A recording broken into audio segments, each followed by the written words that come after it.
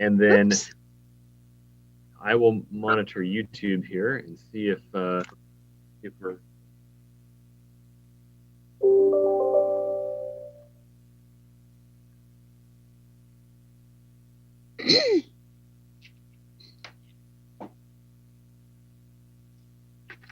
live. Okay, we are live. It is 5 o'clock, so I am going to call this meeting to order. Um, my name is Huang Tran, Chair of the committee, and I do have committee member Linda Kochmar. I also have Council President Honda and few more other council members. Would you like to introduce yourself, council members? Councilmember Greg Brusso. Welcome. And Councilmember Lydia Dawson. Welcome. All right. So the first thing is public comments. Do we have any? No, we do not. Okay, we do. Okay, we don't have it. Okay, let's move to the committee business. I can't really talk today. The first item is item A, approval of summary minutes, August 25th, 2020. I move approval. I would second that. Any questions? Discussion? If not, all in favor, please say aye. Aye. Aye. The matter passed 2-0. Chair, she's doing Autumn is doing a good job on the minutes. Thank you very much. Thank you, Autumn. We are moving to item B, professional services agreement for cost analysis of architecture and engineering. That will be presented by Sarah Bridgeford. Go ahead, please. Good evening. The item before you is the professional services agreement for the cost analysis for the architecture and engineering of the previously completed construction of the Performing Arts and Event Center. The proposed agreement is with Baker Tilly US LLP. The city needs to complete a cost analysis as there was a finding in the 2016 federal single audit. The U.S. Department of Housing and Urban Development sustained that finding and is requiring a cost analysis to show that the costs were reasonable. The finding pertains specifically to the procurement of the architecture and engineering services for the design of the PAC. Initially, the city had used a competitive design build process, and then after design had started, the City Council directed a change to a design bid build process. As the design had already started and it was a design that the city liked, the decision was made to retain some of the firms in order to not lose the work that had previously been completed. The finding pertains, again, just to those design services that were not competitively bid.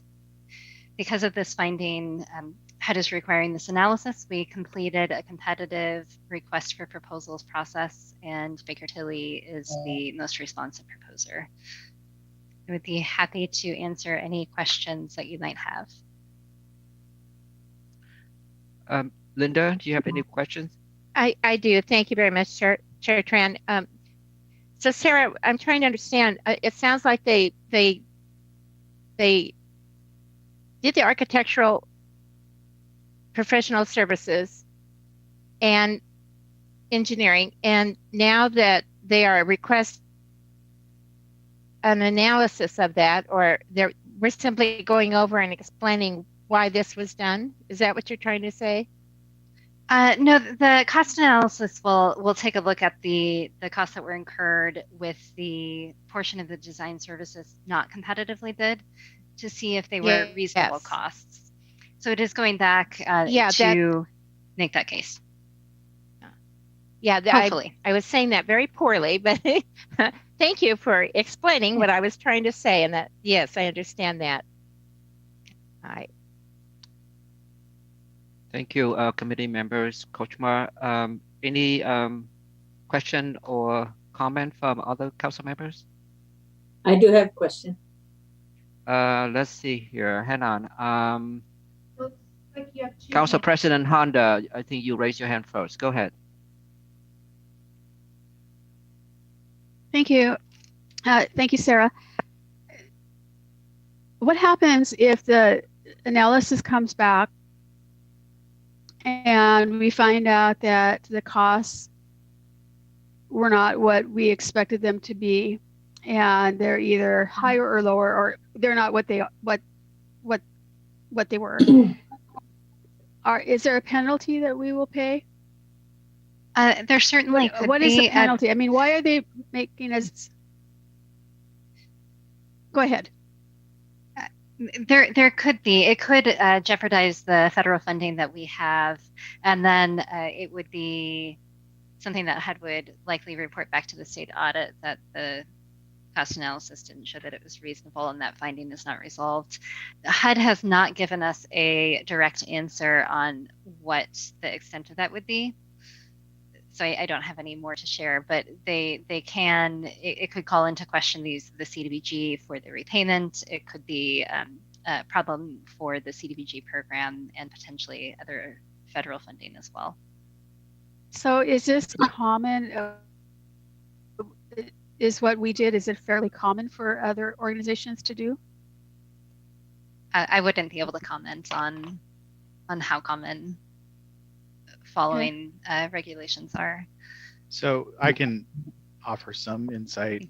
Basically what happened was when we started this project, it was bid under state law. There was no anticipated use of federal funds. And so the federal guidelines are more strict. It's not necessarily that the process used was flawed in some way. It didn't follow the federal requirements that you have to show before you can use federal funds. So because we added federal funding to the project at midstream, we were already past design, they didn't want to go back and basically start over. So that's where we're at. So the idea that competitively bidding would have resulted in a savings to the project it's highly unlikely that that's going to be the conclusion. We saved a ton of money by not redoing hundreds of thousands of dollars worth of work. So that was why the decision was made at the time. But this is a consequence of adding basically CDBG monies to, as a funding source for the building midstream. So how long do we anticipate this will take before we know the findings and the results? We are planning on having the cost analysis complete by the end of the year. Okay. And we'll have results to share after that. And then it goes to HUD, and then they decide if they like it or not? That is correct. Okay. All right, And thanks. Council President, I would, this is my opinion, but I think there's a certain element of this is the punishment. Basically, I'm being very frank, but basically there has to be a consequence for us not following the federal rules, and the audit is that penalty. I doubt it'll be more than that. But I mean, I can't speak authoritatively on whether or not it will jeopardize future CDBG programs, but I doubt it, because we are an important partner with them to get the federal money to the people that need it. So they're not going to jeopardize the entire CDBG program on this technicality. I think this is the punishment, basically. Okay. So, I would agree with Ryan on that. I mean, there's always the potential that, to Ryan's point, my opinion would be that it is likely that it will show that we had reasonable costs and would have otherwise spent more if we had competitively bid. Yeah. Okay, thank you. Council members, Baruso, go ahead. Thank you, Chair Tran. Thank you, Sarah. I think you might have answered my question, but I didn't see anything in there, and you said the report be done by the end of the year. So is there a timeline? I couldn't see anything in there that said that we had the report at a certain time, or whatever. Is it the end of the year, or what happens if it goes into next year? We will be reporting by mid-February. So initially, well, I shouldn't say initially. In the fall of last year, we put together a proposal to HUD, which they had accepted, that initially had a due date in the summer. Because of COVID and a change with City Hall not being open, that was was then delayed and had accepted a later date. If for some reason this were delayed further, we would need to go back to HUD and request approval for another delay. Alrighty. Thank you. Councilmember Christopher Dawson, please. Thank you, Chair Hong, and thank you, Council President Honda. I think you asked the question I was going to ask, but I think to add to that, if there was a finding, would it necessitate that we may not get all the full CDBG funding in the future? Is that how we would pay it back if there's any kind of financial penalty? Would be through future CDBG funding? I don't think, just from looking at other communities and what has happened, not apples to apples situation, obviously, and I don't think this is a situation where we would have to pay back funding. It's a Section 108 loan that was used to pay those costs, so we're paying it back already because it was loan funding. I think it's a slightly different situation. If there is any impact on the program, that would be independent of that procurement and more a result of questions on the risk of us as a grantee.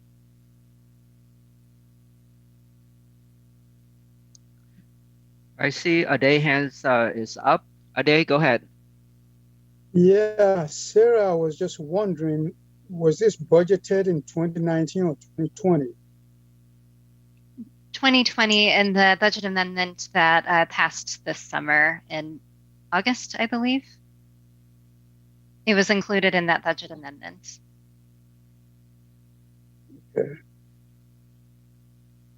Okay, so if it's budgeted in the Community Development Department, okay, thank you, Mr. Chair. Thank you, Ade. Committee members, Koshma, go ahead. Thank you very much, Chair Tran. So just for clarification for the citizens who are watching, and the reason I asked my question in the beginning was to clarify what's going on here. So we started with the design services contract, and then apparently at some point we accepted community development block grant funds, which I'm assuming was for the kitchen. If I'm correct, just nod your head, yes or no? The CDBG funds? And I can clarify what they were used for. They were used for the design services, so architecture and engineering. Yes. They were. Interesting. Okay, I didn't know that. I wasn't on the council at that point, so I didn't know that. So what I'd like to have Ryan do is just explain the difference between a design services and a design build process, because we went from design services to a design build process. Generally, it's one entity doing both functions, basically. So just architecture services. Most of the time, you hire an architect to design something, and then you bid out the design. The build to someone else. In a design build, you basically define what characteristics you want in the building, and then hire the best engineering / construction firm, and they do everything together. So EJ's on. He could probably explain better. Okay. Yeah. Did you want to add something, Councilmember Kochmar, before I No, jump in there? I just a question, but if you want to go ahead and clarify what Ryan said, that's fine. Sure. So this project was originally taken to council in 2012, 2013 timeframe. I'm blanking on the exact date because it's been a little while since I looked at it. It's before I was with the city council member, but and the original direction was to take it as a design build project, meaning we went out and went through a competitive procurement process to hire one firm to be responsible for both the design and the construction, and basically provide the city a turnkey facility. It's the same way that the city built the community center. About 75% of the way or 60% of the way through the design phase, it went back to council, and the direction that the staff received was to switch tracks from a design build procurement process to design bid build procurement process. So that is when that is what Public Works typically uses. So that's the process that I think most of the council members are probably used to seeing, where there's a design package, then we request permission to bid it, then it goes on the street. And in conjunction with that, to do design build, the original process, you have to actually apply to the state. As a city, we have to apply to the state, and then they review it to make sure it's in the taxpayer's best interest. So that process was already ongoing when we kind of shifted tracks. And as part of that, that's when the city staff, and it was both Public Works and Law, that did an analysis that showed effectively it would be more expensive to rebid the architecture, because the architecture firm that was already being used by the design builder was largely, they were 50-60% of the way done, and we would have to start over with all that work. So that's where, and that's the crux of this whole question is, effectively, if we had gone back out to bid and started over, could we have gotten a cheaper price than doing the last 50% of the design with the company that had already started it? So I'm just trying to understand, why were we using CDBG funds for the design of the PAC? So we used a whole host of funding sources. The CDBG was one of the, and Ade might actually be able to speak to that a little bit better, but they were one of the funding sources that was used in conjunction with jobs creation specifically, for both during construction, which we met those requirements, but then also for the creation of jobs in and around the Performing Arts Center. So the hotel across the street, the redevelopment of TC3 when that ultimately happens, okay. But to create jobs. So that was the nexus. Mm-hmm. So how much was it? How much was it? And then are we paying it back from the human services money that is given to the city every year by the federal government? Yes. I'm going to defer how are we to paying the money back for CDBG fund? Yeah, because Sarah? Ade can also answer this. if I may answer that, as part of the package of the funding for Performing Arts Center, we use CDBG, New Market Tax Credit, city's money, contribution, the donation. Part of the arrangement in using the CDBG money was, if we borrow this money from CDBG, we will be able to use the annual allocation that we get from CDBG and use a portion of it to pay that debt back. Yes, it was fully explained at that time too that there's a risk. If for whatever reason we were to lose the CDBG funding from the federal government, the city will be on the hook to service that debt. But yes, part of the agreement was we will be able to use a portion of the annual allocation to service the debt for the next 20 years. Thank you, Ade. How much was it? Was that $2 or $3 million? Yes, it was about $3 million, yes. Thank you. Council President Honda. Thank you. I just want it understood that when staff came to the council, since I was on the council at that time, they always advise us, and we take their advice on it generally 99.9% of the time more. And we didn't realize as a council that there would be this issue at this point. I mean, we took the best advice we had, that this was the best way to go about building the PAC and doing it in the most cost-effective way. So we did, as a council, we did not realize that this would happen. So I don't want this to come back to those of us that were on council at that time, because we had no idea that this would become an issue.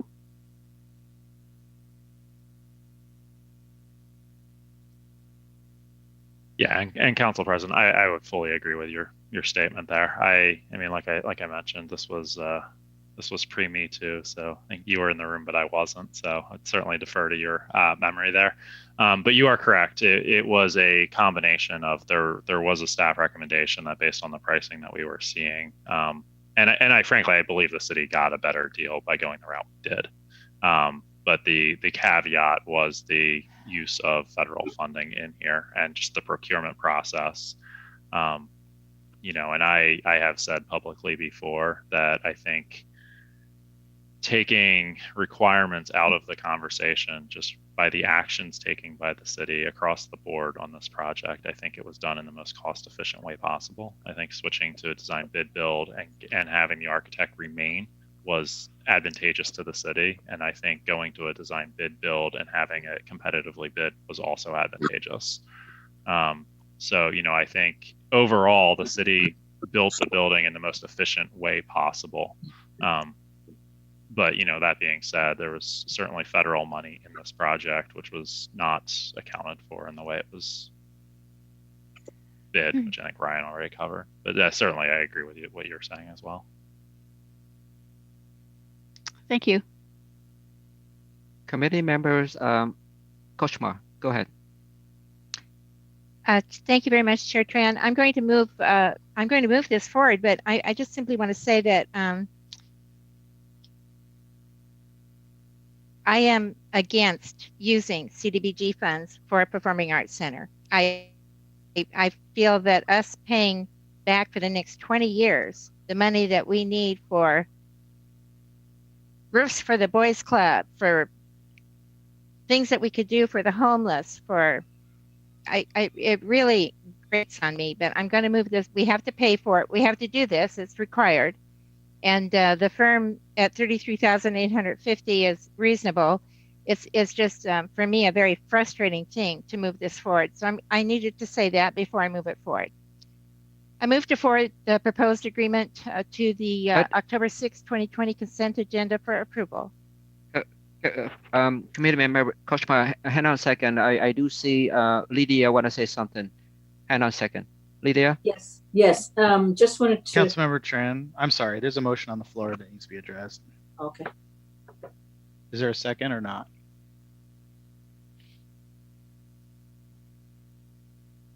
Ryan? You need to second it. Okay.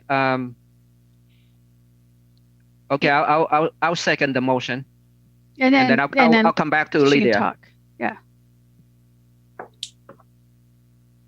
I can talk now, right? Yes, go ahead, Lydia. Okay. Just wanted to respond to Councilman Kochmar's comment about CDBG monies being used for the PAC. It wasn't really for the PAC, but it was for jobs creation. And so I think the allocation is appropriately allocated.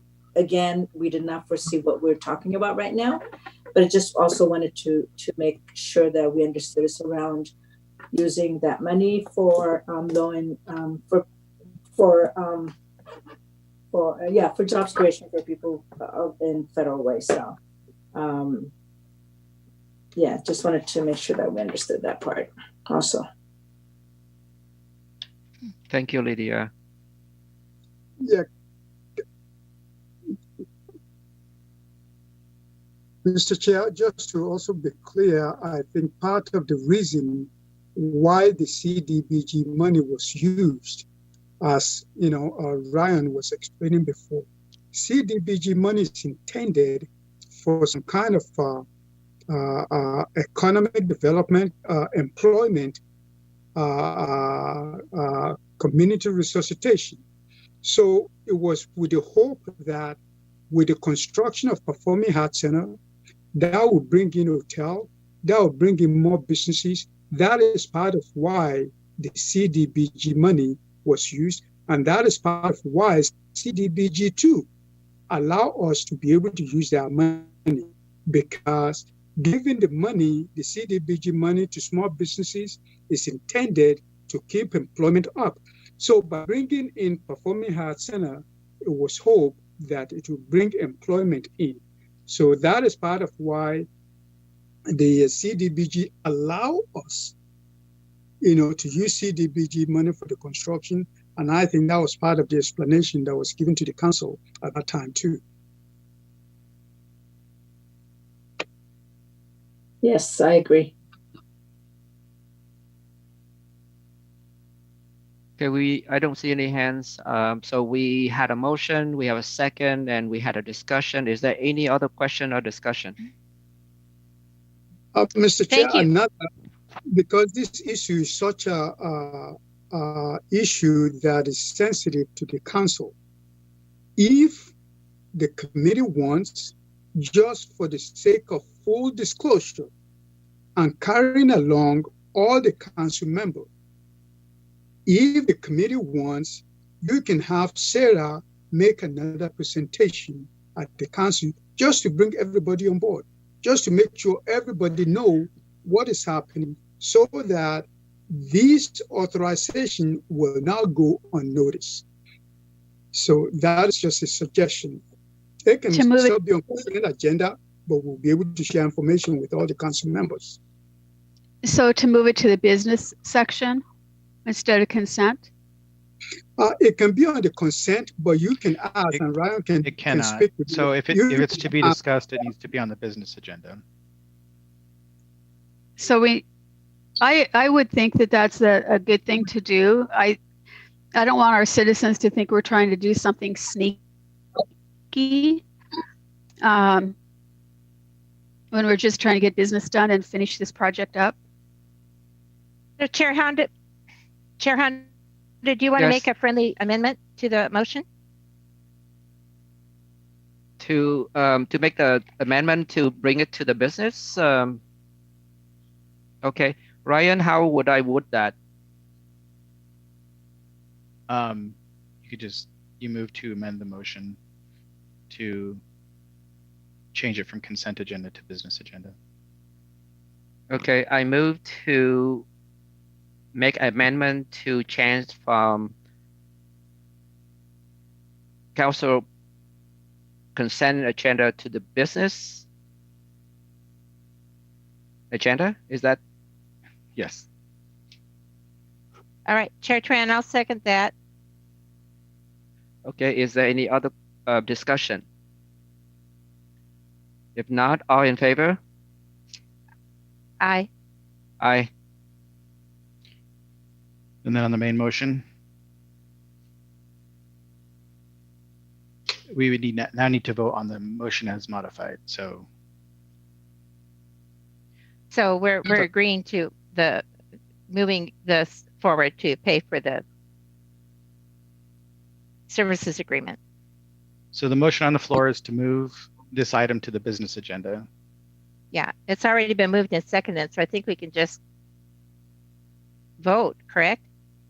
Correct. Yeah, okay. So, aye. Aye.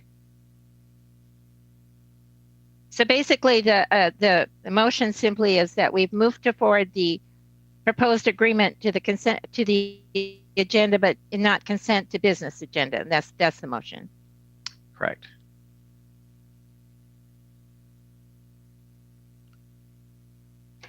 So Sarah, quick question: will you be making a presentation at that time then? Yes. Okay. So Ryan, with that vote, we conclude this item, correct? Yes, it has been disposed of. Thank you. Thank you, Sarah. Okay, so now we are moving to item C, resolution to amend the fund balance reserve policy. Ade? Thank you, Mr. Chair. The resolution that we have before you, as part of the fund balance policy, we have our risk management fund. We set it at 1.2 million.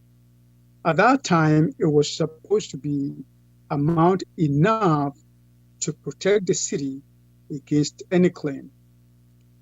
Last year, the council agreed to move the city insurance program from self-insurance to having full insurance, and we did that. So because we've done that, we don't really need to carry $1.2 million in reserve anymore. But based on the guidelines, the city is still liable for some of the events that happen before we move to the insurance program. So that is why we're carrying the $600,000. So I do think the $600,000 is adequate to be able to take care of that, and we do not need the 1.2 million that was in there before. So based on these proposals, that is also what we use to develop the 2021-22 budget as presented to the council last week.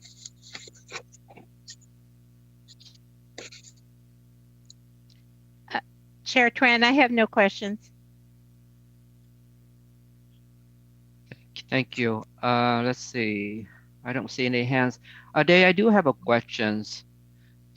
So right now we have $1.2 million on this reserve fund, correct? No, we have the city require the city's policy requires that we maintain 1.2. Okay, So, how much we currently have? Actually, as of now, if I were to take you to Something like 400,000. actually, I can look that up quickly. As of the end of August, we actually have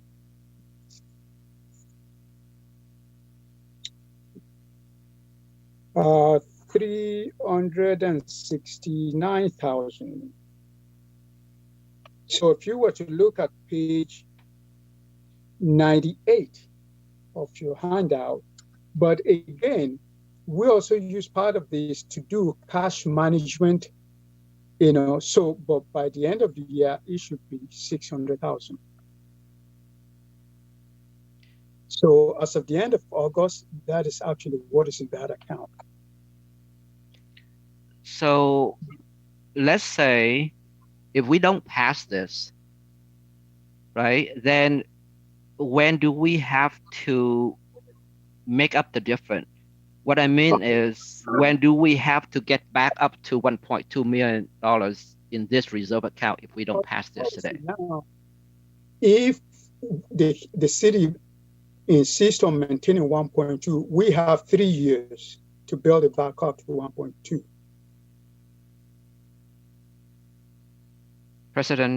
Council President Hanada. Thank you. So Ade, how are we going to get from 369 to 600 by the end of the year? There's revenue that often come in this transfer that we pay because, remember, again, we're self-insured. So monthly, we pay like our premium from different funds into that account also. And it's not going to put anything else. And it's not going to affect any other accounts by putting more money into this. No. Okay. So Ade, I need to clarify something. I think I heard you said that by reducing the requirement from $1.2 million to $600,000, we will use the $600,000 to balance the expenditure budget for the next 2 years, correct? By reducing the fund balance, that makes it easier to lessen the contribution from general fund to make it up to 1.2. If we did not do that, general fund will have to find other money to bring it up to 1.2 million. That's what that is. And also for the next 3 years, because we no longer are paying current liabilities, In addition to paying the insurance company that we pay, general fund will have to contribute money into this again to bring it to 1.2 million.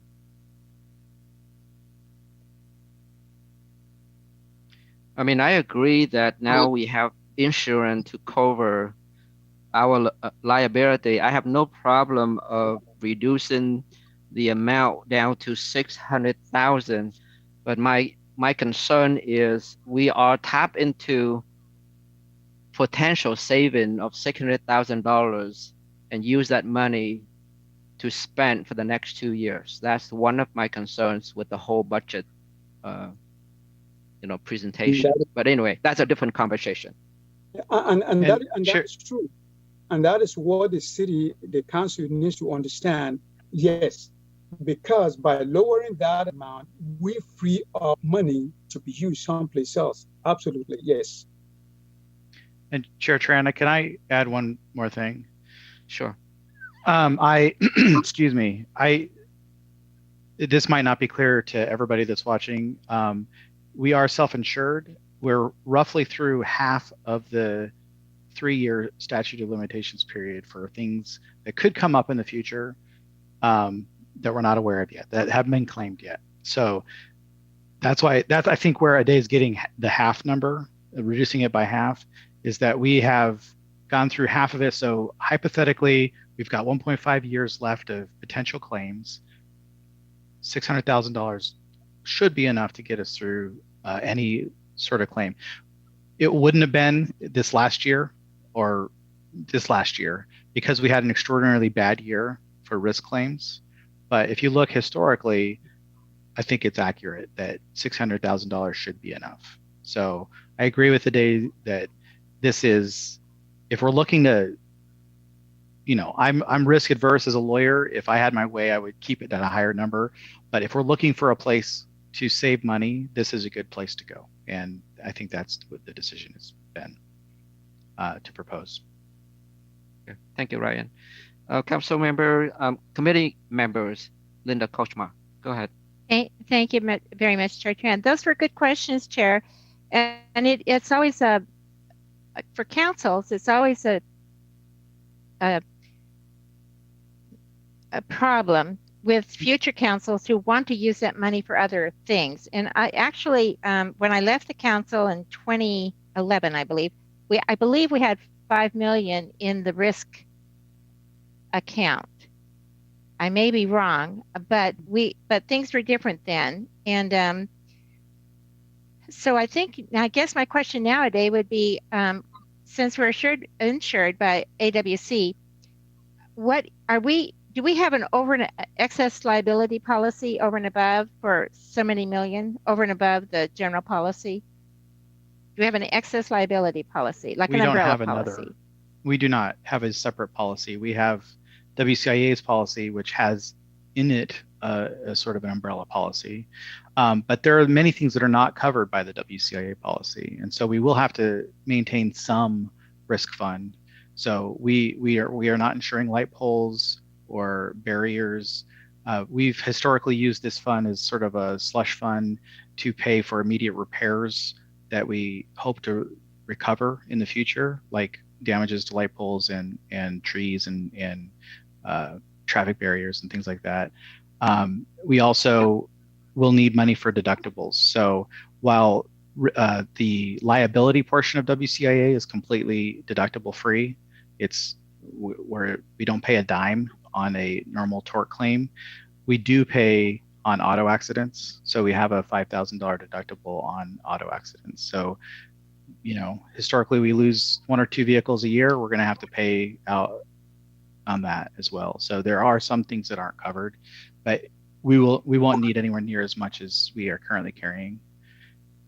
Okay, then I guess what I'd want to say is there any way that we can, along with this motion, make sure that this fund is not used for any other purpose other than what it is intended as a reserve for the insurance? Can we put some language in this motion to make sure that it doesn't get used for anything else? Well, what you're proposing is, So hold on a day. I'm sorry. What you're proposing is actually going to fundamentally change how we've managed risk in the city. So this is how we budgeted. So this is the fund that we've usually paid, like I said, light poles and things like that out of. Okay. So Okay. we will continue to have that cost. Well, I don't see any way around this, but at the same time, we're going to have to keep, if you're going to use the fund for other things, we're going to have to keep adding to it. We're going to have to make sure that we do that every year. Correct. Just to be clear, I think maybe what Brian meant to say, we use it to cover the city's risk. So, because when we were self-insured, take for example, the light pole that is damaged, we will have gone to the insurance company.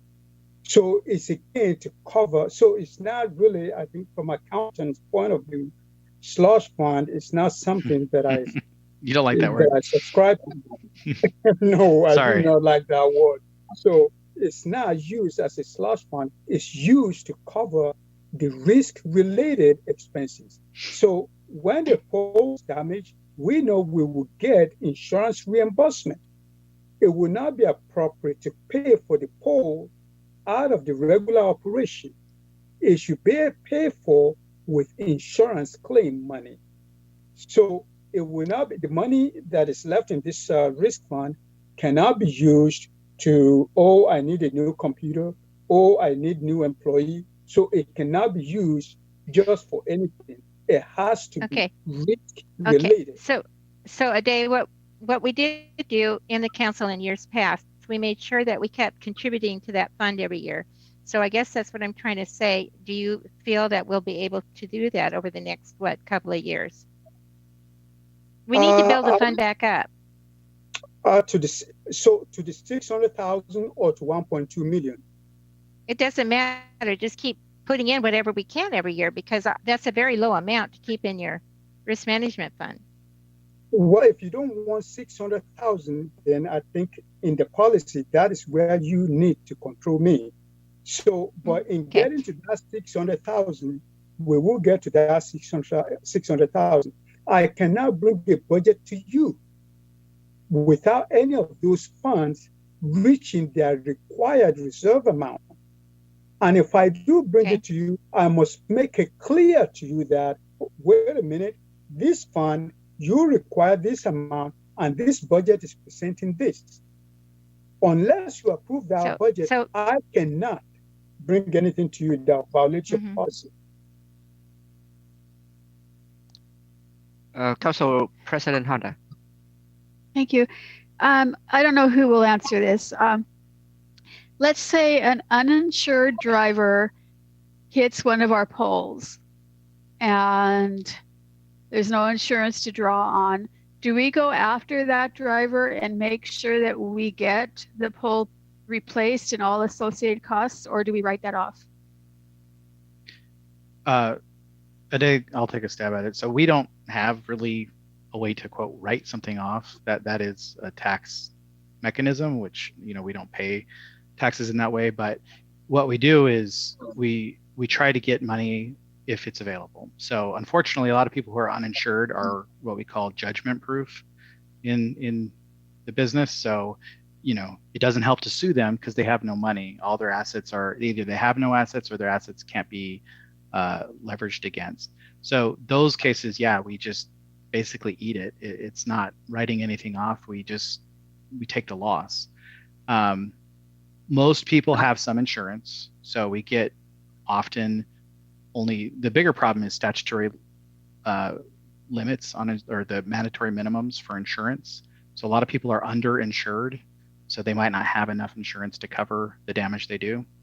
And then it becomes we have to do an analysis on how much it's worth to go after people. So we try to collect from everybody. We take great efforts to collect from everybody, but at some point it becomes a cost benefit analysis to see, how far do you want to take it? Is it worth spending money to try to get money out of them? But there is a certain amount of uninsured loss in the city every year, and there's just no avoiding that. Does it happen frequently that we are not able to get the entire amount covered?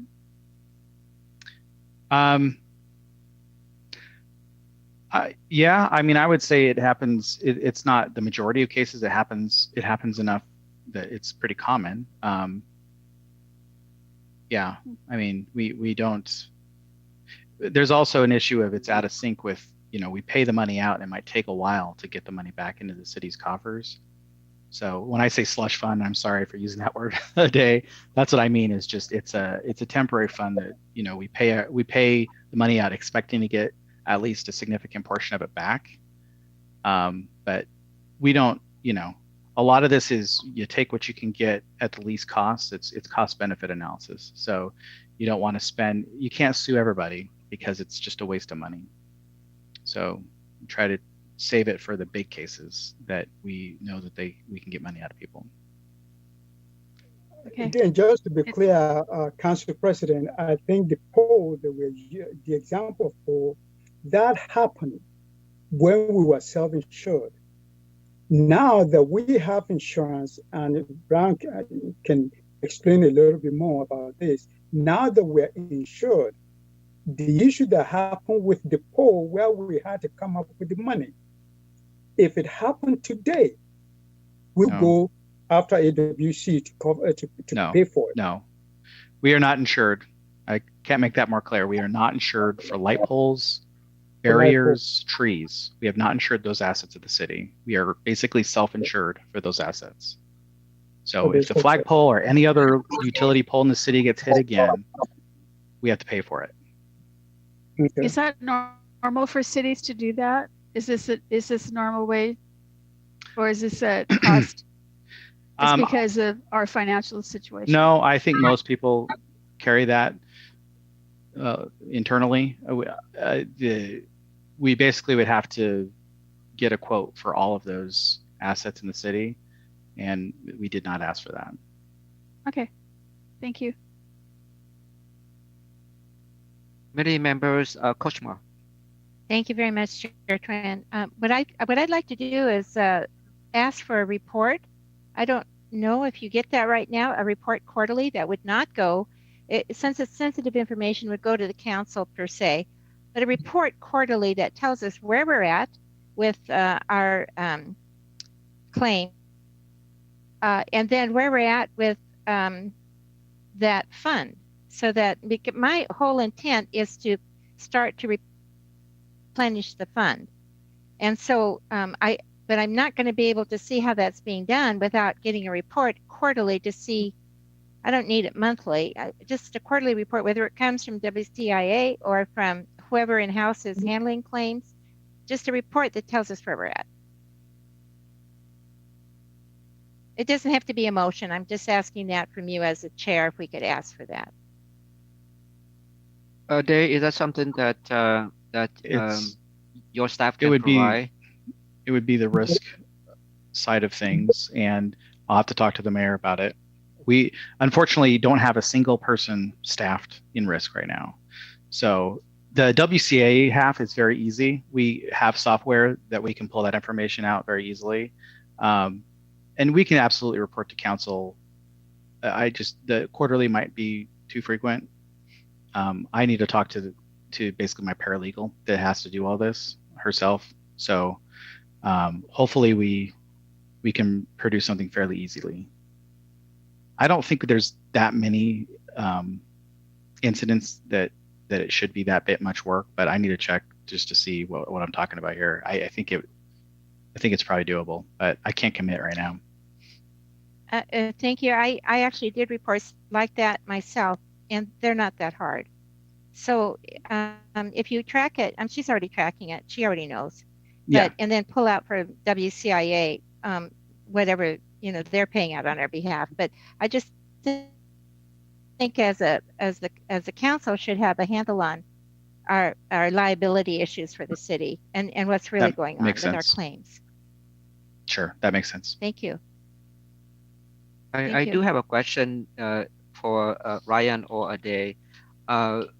Going back to about 5 years, what is the average that we have to pay out from this pot of money? Do you have that information available? Just rough estimate of how much we pay per year. Well, it's wildly variable. That Of is course. basically the analysis that we gave to council when we proposed to go to WCIA. That over the last 5 years, our analysis is that we would have been ahead under WCIA's zero deductible plan versus self-insured.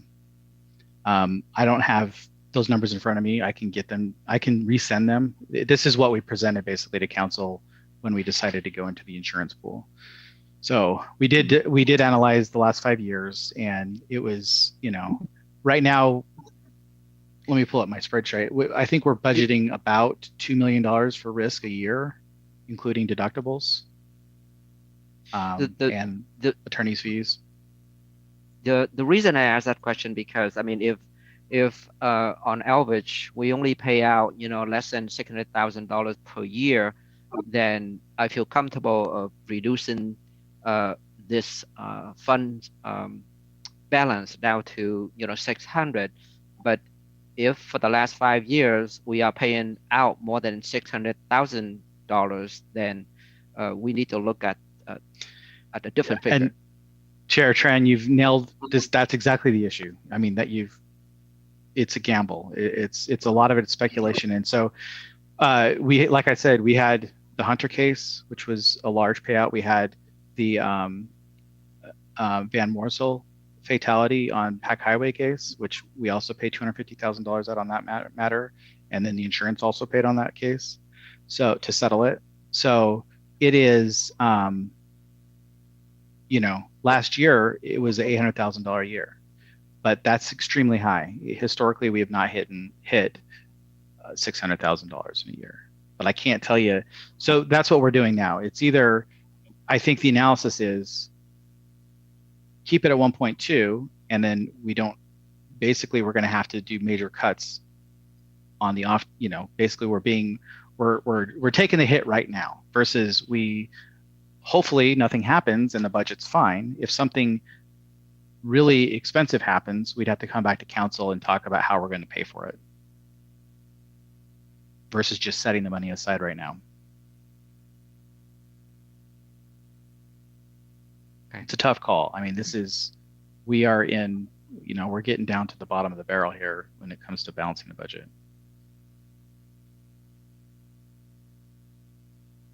So, Chair Tran, may I suggest something? Yes, go ahead. Well, I know that a day is trying to balance the budget. We've got to get the budget passed. I think that if we can monitor this, at some point, whether we take the money now or in the future, we're going to have the money from somewhere. So if we can just monitor this over a period of months, just to see where this is going, we'll feel a lot more comfortable about it. But I don't want to have a problem with the day in the budget. So I'm comfortable with moving it forward, but I would like to be able to relook at this and add money to that fund in the future. We're going to have to identify some pots of money where we can pull that from, but I think we just need to be, as a council, overseeing what's going on. Thank you for that suggestion. Okay, I don't see any hands. Is there any question or discussion before we make the motion? Seeing none, may I have a motion, please? Thank you, Chair Tran. I move to forward the proposed fund balance reserve policy resolution to the October 6, 2020 consent agenda for approval. And I will second that. Is there any other questions? Just with the understanding that we're going to be able to be getting some reports from the risk management area of the city for claims that are paid from the city, from within the city itself, and from the claims that are paid by WCIA on a regular basis. Whatever staff decides is, I don't want it to go much more than a quarterly, because we need to watch what's going on. Anyway, I second. I'm going to move and say aye, with that caveat. Understood. Okay. I'm gonna vote for that ayes too. So the matter passed 2-0. Thank you. Thank you. All right. That was a really you. good discussion. Thank you, everybody.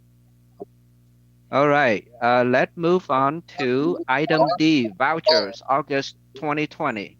Ade. Thank you, Council President, for your email. I think I sent that to everyone. If there's any question on the voucher, I'll be glad to answer that. But we did respond to Council President questions, and I sent it to everyone.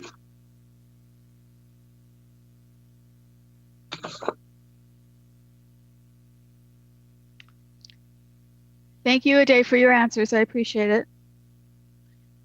And thank you, Council President, for all of those good questions. I really appreciate it. I read them today. Okay. I don't see any hands up. So I think we are ready for the motion. Thank you very much, Chair Tan. I move to forward the vouchers to the October 6, 2020 consent agenda for approval. I will second that. Is there any other questions or discussion? If not, all in favor, please say aye. Aye. Aye. Aye. The matter passed 2-0. Moving on to item E, monthly financial report, August 2020. Ade. Okay, thank you. Starting from page 84,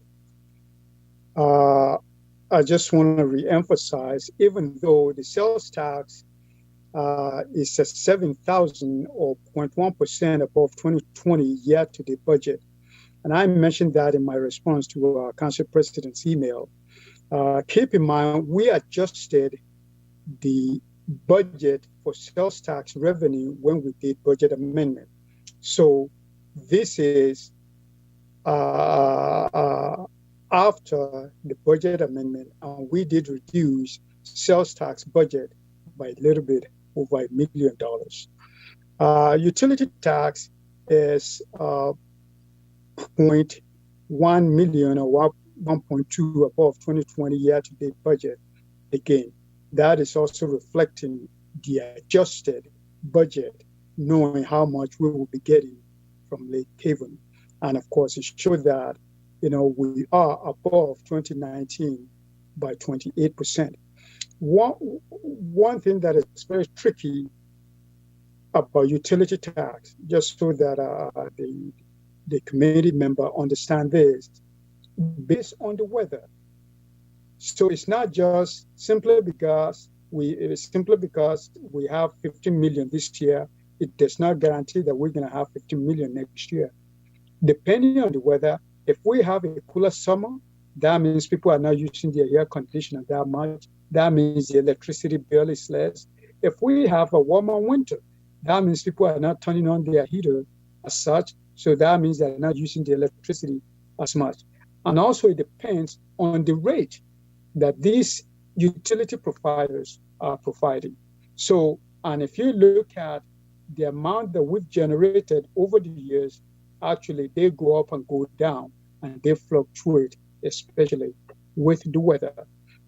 Item 4 on that page 84, business license, that has increased. I think that is due to the city going on to the state system, and also because of COVID-19 grant. One of the requirements that we put into the grant that we're giving out is you must show that you have a business license, and you have a lot of businesses that are in a hurry registering, and you have people that have now registered before, even though they have state licenses, that because the state is now sending them notice that you are located in the city of Federal Way, and Federal Way require you to have a license. So that has increased the number of business registration that we have. Right at the bottom on that same page, community development permits, and fees, we reduce the budget, the annual budget of the community development permits and fees from about more than 2 million to 1.56 million. So we reduce it a great deal during the budget amendment. Admission tax, because the movie theaters, Performing Arts Center, all of those are now open. So there's not really much happening. And that is why the fees in those areas are really low.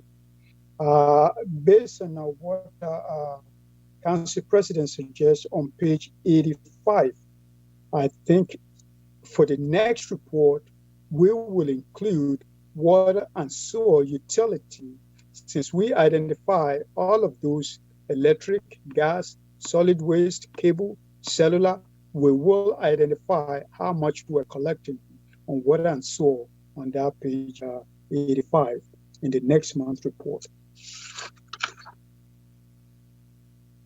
On page 86, again, if you look at where we are with the sales tax, I think the original budget, even though the annual budget now that you see as 14 million, 14.5 million was originally 15.5 million.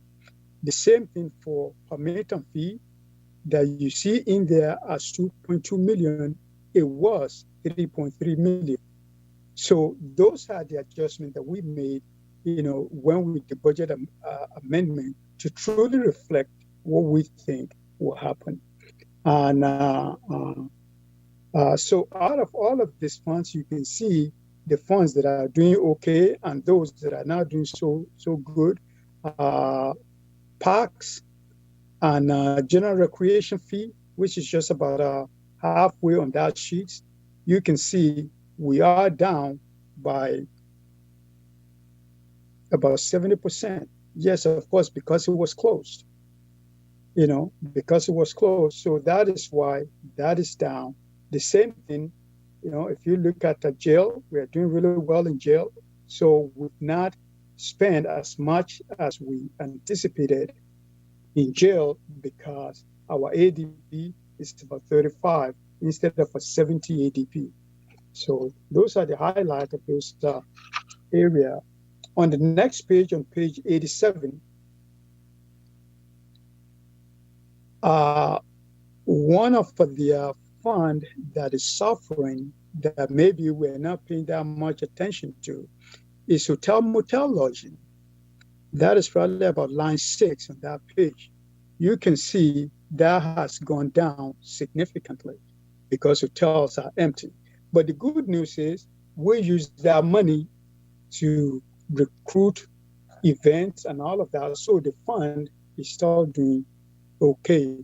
Traffic and safety, the red light, you can see that also. That is about 70% below where it's supposed to be. You have 20%. Performing Arts and Event Center, also that is down. So you have actually that page gives you a real summary of most of the revenue source for the city. Performing Arts Center, you can see Dumas Bay, those are facilities that were closed. So they are very, they are very short in revenue year to date. And if we go to page 98, part of what Councilmember Coachman was referring to last time, on that last page, if you look at the last column, and this is information that we present to the committee every month. This is a very good yardstick. I'm showing what your reserve fund requirements are, and where we are. Say, for example, the first line in there that shows the general fund, the required amount is 9.5 million. And I'm saying as of the end of August, we have 8.36. That is the general fund. That is okay. If you were to compare our August last year, it would be in the same area. The reason for that is because of the property tax. So property tax come in the major waves of May and October. So we're spending the money from May all the way through October. So by October, the amount that is showing 8.36 million will be back up. So a fund like that, that is the actual one of the reasons you have the 9 million in there as a cash flow reserve. Like I said, if you compare that to last year, you will know that last year we were also below 9 million. You have the majority of the other funds, either they are above. Hotel, motel, the required fund balance is 200,000. They have about 1.4. So that is part of why, even though the revenue stream now, because of our COVID-19, is really, really low, but the reserve is still there. If you go all the way down, then you can see the risk management that we're talking about, what is required, 1.2, and where we are. And the same thing for unemployment. Because of the temporary employees that were laid off, the required amount in there is 250. As of the end of August, we only have 212. So this particular page is really a useful tool. Part of what Council Member Koshman was saying, you will be able to see, and you should be able to ask me, wait a minute, is this the way this was last year's month? Is this really comparable? And if it's not comparable, there better be a better explanation for it. Because if we're not meeting what your policies say we should have, you should be asking those questions. And if we don't have a satisfactory answer, then we've got some problem. So like that unemployment, the reason why it is unusually low this time around is to follow the layoff that we have because of the COVID-19. And it's something that we need to keep an eye on. And I think as of now, even if the committee wants, I'll make sure in this report, like that risk management, that I actually put it in yellow so that for whoever is reading it, call attention to it. But this particular page is actually a page that we're using to show you how we're doing based on that reserve policy. That is all I have on that monthly. I'll be glad to answer any of your questions. Thank you, Ade. Council President Honda. Oh, thank you. I have a couple of questions. One is on the Federal Way Community Center. Now that they're open, do you know how they're doing and how the day camps are doing? And then my next question is on lodging tax, and I can wait for you to answer the first one before I go to the second one. Regarding the Performing Arts Center, I think I can ask. The Federal Way Community Center. Oh, Federal Way Community Center, sorry. I think they're getting a lot of bodies in there financially as of now. I'm not so sure how they're doing. I think we'll probably be able to give a report to you because this is on August. So when we give you a report for September, we should be able to have more information on them because they didn't open until September. Did they hire all of their staff back? They did not hire all of them. They hired some back to maintain the volume that they have. So they have not hired everybody back, but they brought some of their employees back, yes. Okay. And then my next question is on lodging tax. I know at one point the mayor wanted to have 4 of the electronic signs around the city, and they're about $100,000 a piece. So the newest one is on 348th Is it 348? Yeah. And that's up. With the reduction in lodging tax monies, I would highly recommend that if that had been approved by the lodging tax committee, that we take a second look at that, because it could be, the hospitality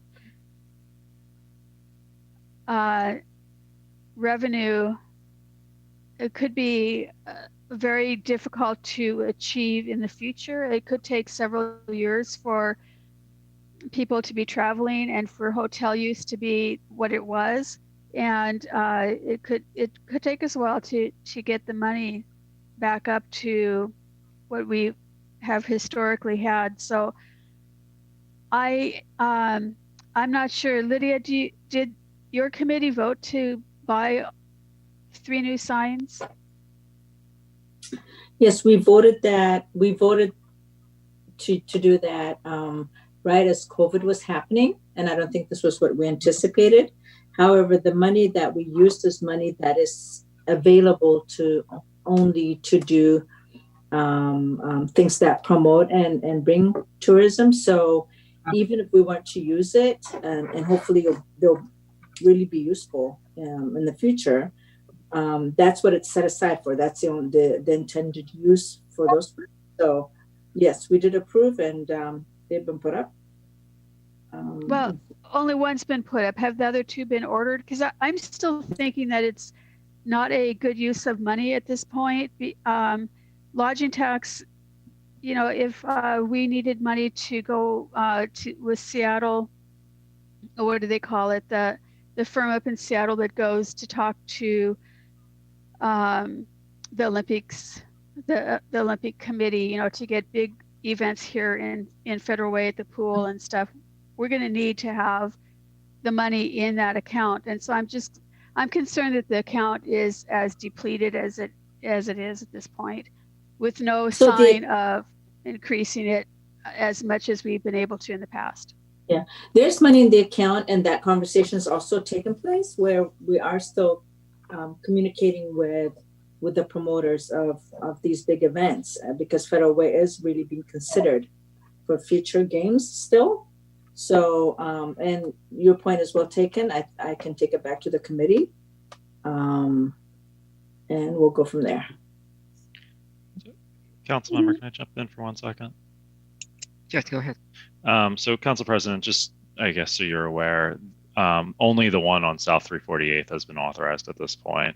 We were asked to look at locations for the other 2 and bring that back to the committee. However, Councilmember Asefa Dawson had asked us to wait to bring that back until after we got the first one done, which I told her previously. I think that was a smart move.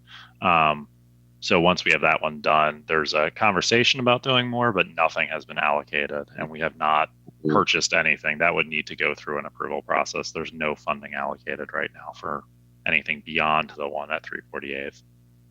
Okay, that makes me feel better. I appreciate that. Okay, thank you very much. Sure. Can I ask you a question, EJ, while you're here then? Go ahead. Do you hear me? Can you hear me? Yeah. So you can't see the sign. Well, we got that email from a resident. I've already seen it also. So is the plan to actually move the arrows up above? So that sign completely comes down. That project's about, I don't know the exact number, 60-70% of the way done. There's still a fair amount of work to do out there.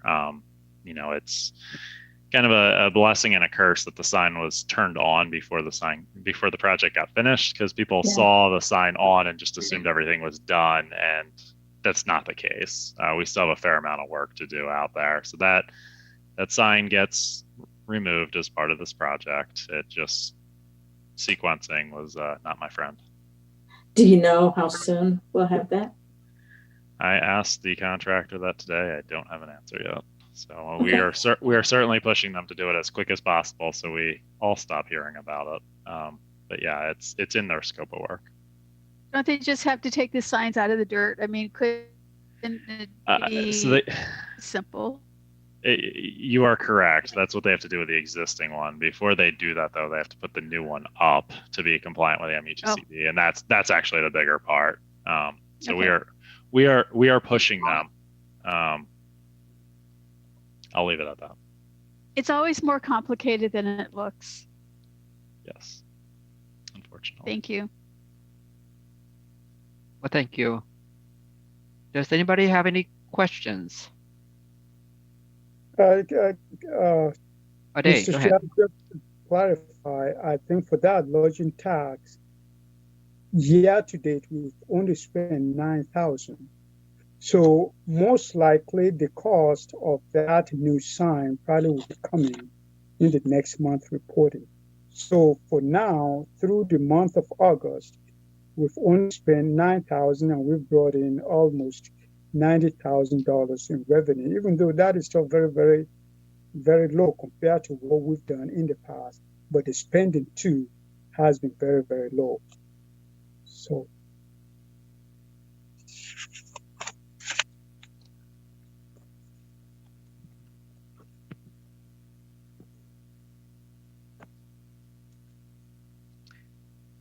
Ade, thank you for your presentation. I'm sorry, I almost cut you off there. Okay, so I don't see any hands up. May I have a motion, please? Sure, Chair Tran. I move to forward the August 2020 monthly financial report to the October 6, 2020 consent agenda for approval. Thank you, and I will second that. Is there any other question or discussion? If not, all in favor, please say aye. Aye. Aye. The matter passed 2-0. Okay, we are almost done. One more. We are moving to item F, resolution to close a compromised bank account a day. hopefully this should go really quick. In the past, I think A day, we can't hear you. in the past, usually I don't think we brought opening and closing of account. Ade, is your phone muted? My phone is Were you using your landline for audio or another phone for audio?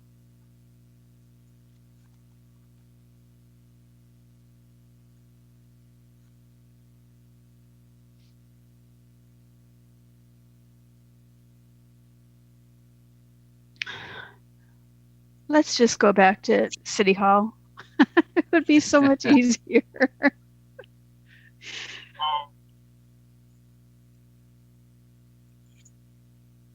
you hear me now? Not quite. Can you hear me? Dave, you've got an echo now. Can you hear me? Something changed. Oh, Yeah. Thomas, are you on? I am. Okay. I was about to text you. No, I've been monitoring. Okay. What device are you on the other connection today?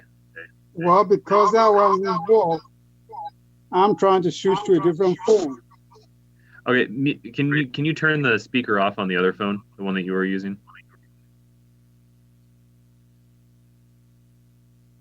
Okay. Okay, so the echo's gone, right? Council members? Okay. Perfect. Okay. Carry on, Ade. Can you hear me now? Yes. Yes. Okay. Sorry about that. These in the past, the staff did not really bring opening and closing of account. One of the rules set by GFOA, the legislative body needs to know about opening and closing of bank account. And that is part of why I'm bringing that to you. There was a fraud incident at the court. So in order to minimize the risk to the city, we need to close that account and open another one.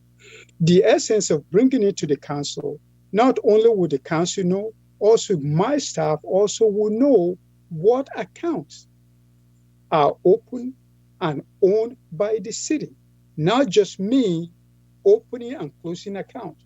So this is a deliberate attempt to make sure everything is open and the council is somewhere. Somebody will be able to look through the record when the account is closed or when the account is open. So this is just an house cleaning. We are closing the account to prevent fraud, and we'll be opening a new account, so that the old account number will no longer be valid.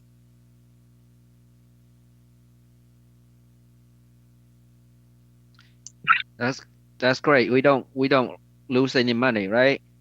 No, we did not. I think with the police involvement, we were able to go after the individual and the bank refund the money back to us. Okay, thank you, Ade. Committee member Coach Ma, go ahead. Thank you, Chair Tran. So there were 2 checks that were cashed on that account.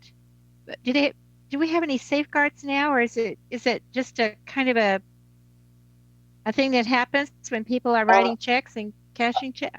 Mm-hmm. Actually, the main account of the city, I have what we call positive pay, and we will put that on the new account also. What positive pay is all about is when you are running a check, so you send the list of the check number, the amount that you are issuing to the bank, so that before the check actually hit the bank knows it is coming. That is what they call positive pay. With that way, if the bank clears any check that is not on that list, the bank is on the hook. So those are part of the things that we're doing to prevent this kind of incidents from happening again. Yes. Okay, thank you.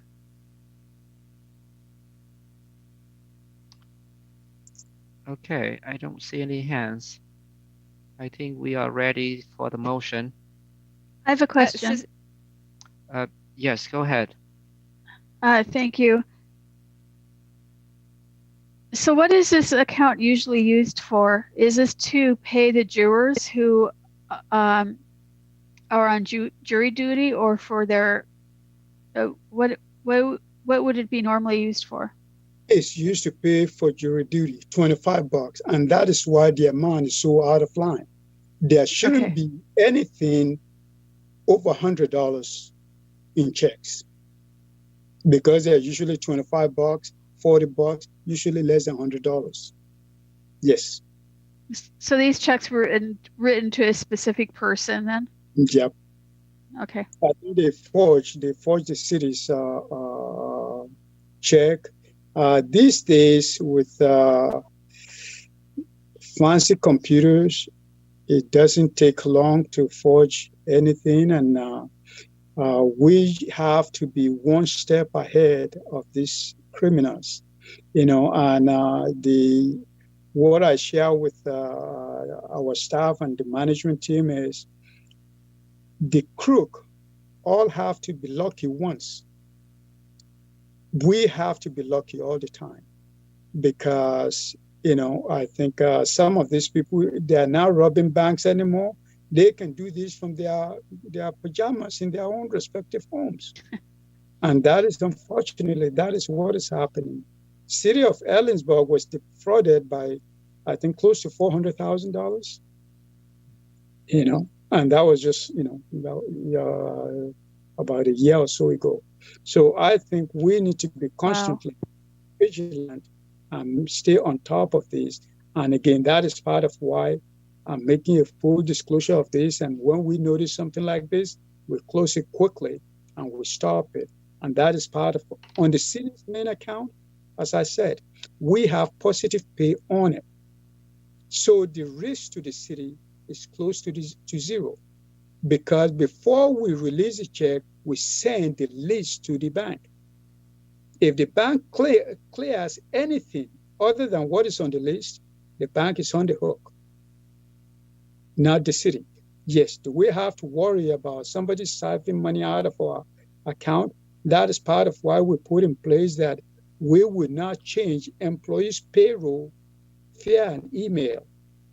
You have to come into the city hall, because again, we've received several emails wanting to change mayor's bank account or somebody else's account too that are fake. So, and we do not honor a lot of things through email anymore. So, especially employees' paycheck, you come in, or we call you to know the number you are calling from, and we get a physical document in the city hall, not just an email. Okay, thank you. Thank you.